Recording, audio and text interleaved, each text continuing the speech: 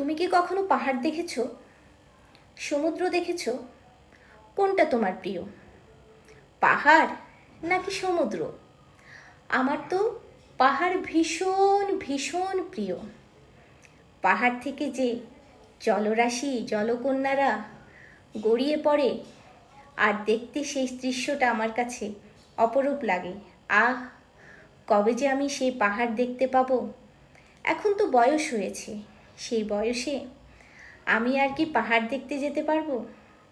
আমার তো অনেক কিছু করতে ইচ্ছা করে, কিন্তু বাকিরা আমাকে সঙ্গই দেয় না। আর সঙ্গ না পেয়ে আমি একেবারেই নিঃসঙ্গ হয়ে গেছি। যদিও আমি কাউকে বুঝতে দিই না আমি আমার মতোই আছি।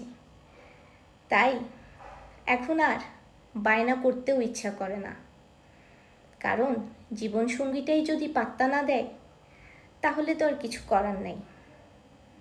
তাই বন্ধুরা, তোমাদেরকে বলবো, তোমাদের জীবনসঙ্গী করার আগে একবার ভেবে নিও জীবনসঙ্গীটা তোমার মতো প্রাণোচ্ছল কিনা, তোমার মতো উচ্ছলতা পছন্দ করে কিনা।